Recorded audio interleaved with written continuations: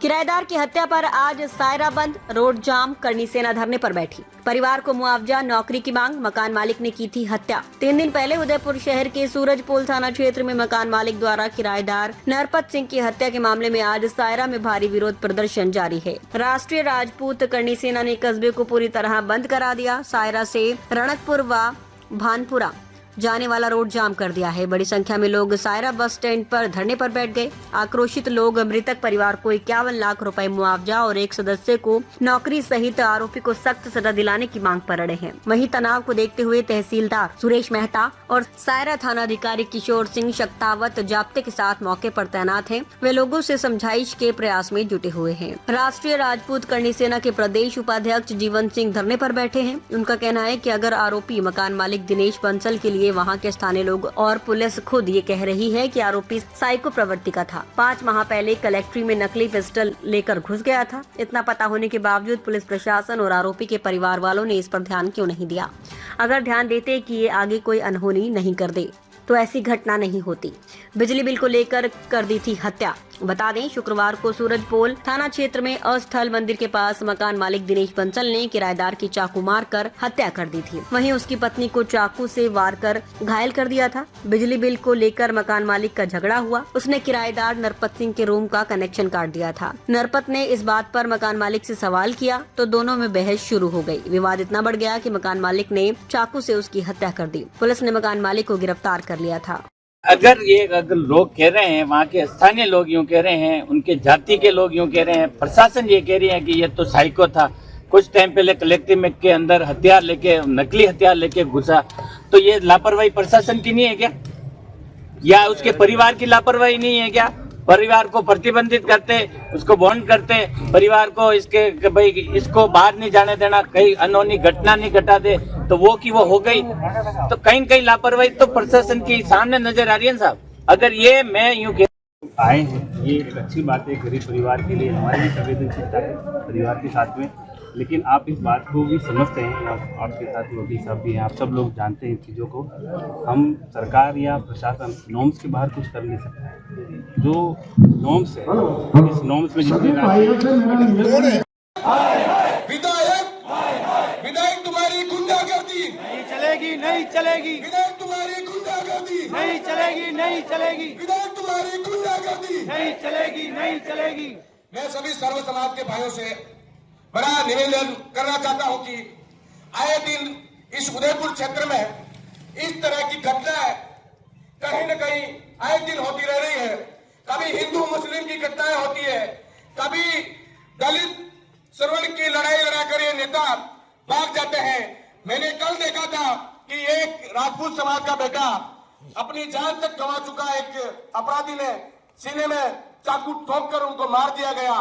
पर यहाँ के नेता ये इंतजार कर रहे हैं कब हिंदू मुस्लिम की लड़ाई हो और हिंदू मुस्लिम कर इस देश पर दंगा फैलाने का काम करें। मैंने जब जिन प्रतिनिधियों से बात करी तो उन्होंने मुझे कहा कि हम लोग बड़े हादसे में या बड़ा कोई प्रदर्शन उग्र हो जाता है, जब कोई हादसा हो जाता है, ऐसी कोई घटना हो जाती तब मुआवजा देते हैं। बाकी ऐसी छोटी मोटी घटनाओं में हमें कोई इंटरेस्ट नहीं है, हम कोई मुआवजा नहीं देना चाहते हैं। ये नेता यही चाहते हैं कि हिंदू मुस्लिम का झगड़ा हो, दलित राजपूत का झगड़ा हो, तब ये राजनीतिक रोटियां सेकने के लिए ये दल, ये विधायक, ये मंत्री इस तरह की घटनाओं को अंजाम देते हैं। और आज हम लोग कल परसों से बैठे हुए हैं, हमारी बात नहीं सुन रहे हैं, हमें कह रहे हैं कि आपको जो करना हो जो कर लो, हम मुआवजा नहीं देंगे। पर मैं आपके जाजम के माध्यम से कहना चाहता हूं कि झूठ लगाकर भी हम मुआवजा लेना जानते हैं, चाहे विधायक हो चाहे मंत्री हो। हम जाजम पे बिठाना जानते हैं तो जाजम से उठाना भी जानते हैं। अगर सत्ता में बिठाना हमें आता है तो सत्ता से निकालना भी हमें आता है। आप सब लोग यहाँ प्रण लेके जाओ, जो व्यक्ति आज आपके काम नहीं आ रहा है उसके आप कभी काम नहीं आओगे। आज खड़े करके नहीं आ रहे उनके काम नहीं आओगे, चाहे विपक्ष हो या पक्ष हो। जो हमारी मुसीबत में आके खड़ा है, चाहे वो विपक्ष का नेता हो या चाहे पक्ष का नेता हो, उसके लिए हम सब लोग खड़े रहेंगे। ये आप निर्णय लेके जाओ, यहाँ कोई पार्टी पॉलिटिक्स का मामला नहीं है। जो हमारे लिए खड़ा रहेगा हम उसके लिए खड़े रहेंगे। और रही बात, इस परिवार को मुआवजा दिलाना हम सबका काम है, मेरा अकेले का काम नहीं है। मैं आपका नेतृत्व कर सकता हूँ, क्या मेरे भाई जीवन सिंह जी नेतृत्व कर सकते हैं, हमारे आदरणीय झाला साहब नेतृत्व कर सकते हैं। नेतृत्व किसी को न किसी को करना होगा, तब जाके वो मुहिम चलेगी। मुहिम चलाने के लिए नेतृत्व करना होना जरूरी है। आपको डरने की जरूरत नहीं है। अगर जाने में पहले अगर मुकदमा होगा तो हम लोग खाने के लिए तैयार है। और जूते जरूर इन विधायकों को और मंत्रियों को लगाने की क्षमता करनी सेना में पहले भी थी और आज भी है और आगे भी रहेगी। आप सभी सर्व समाज के लिए संकोच बेसंकोच सर्व समाज के लिए करनी सेना हमेशा क्षत्रिय होने का फर्ज निभाएगी। करनी सेना आप सबके लिए लड़ेगी।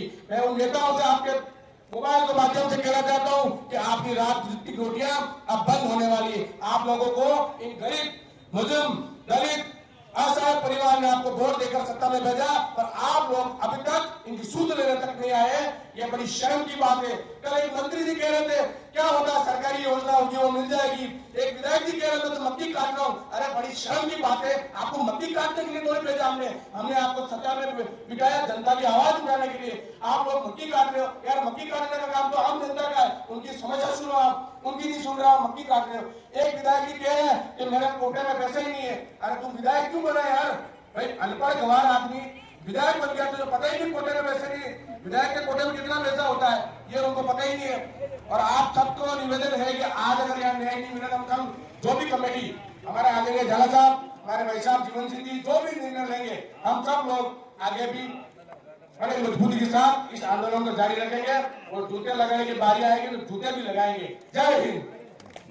भारत माता की, भारत माता की, भारत माता की।